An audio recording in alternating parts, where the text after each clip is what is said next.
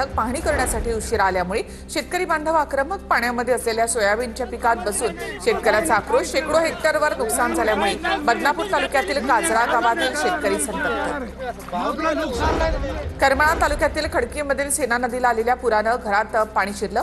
संपूर्ण घरामध्ये चिखल। शेतकरी भाऊसाहेब लोखंडे यांच्या शेतातील 1 एकर ऊस मातीसह वाहून गेला। मराठवाड्यामध्ये अतिवृष्टीचा पिकांना मोठा फटका। 640 गावांमधील शेतकऱ्यांची पिकं नष्ट। शेतकऱ्यांनी सतर्क राहण्याचं आवाहन।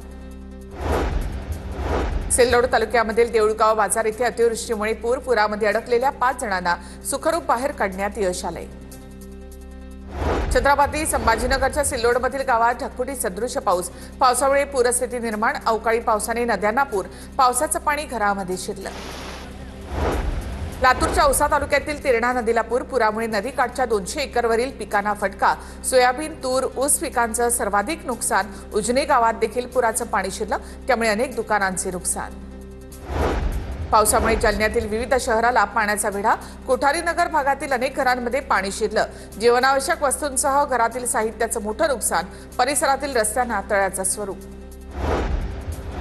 नांदेड जिल्ह्यामध्ये 6,48,000 हेक्टरवर खरीप पिकाचं नुकसान। हेक्टरी 50,000 रुपये मदत देण्याची शेतकऱ्यांची मागणी। सततच्या पावसामुळे सोयाबीनच्या शेंगा काळवंडल्या। लागवड खर्च देखील निघत नसल्यामुळे शेतकरी हतबल। लातूरमधील उजनी भागात शेकडो एकर शेतीला पुराचा फटका। पुराचं पाणी दुकानामध्ये शिरल्यामुळे दुकानांचं नुकसान। सोयाबीन, तूर, ऊस पिकाचं मोठं नुकसान।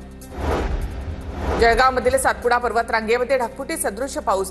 पर्वतरांगेच्या पायथ्याशी असलेले कुरा, हिवरा, उमरा, पारंबी, राजुरा, वडोदा ही गावं पाण्याखाली। सर्वत्र पाणी साचल्यामुळे शेतीसह घरातील साहित्याचंही मोठं नुकसान। आयुष कोमकर हत्या प्रकरणातील आरोपी कृष्णा अंदेकर पुणे पोलिसांनी ताब्यात घेतलं। कोर्टातही हजेरी। आयुष कोमकर हत्या प्रकरणात 13 जणांवर गुन्हा दाखल आहे।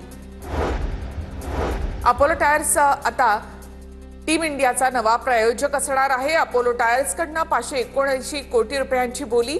2027 पर्यंत हा करार असेल। प्रत्येक सामन्यासाठी अपोलो टायर्स मोजणार 4.5 कोटी रुपये।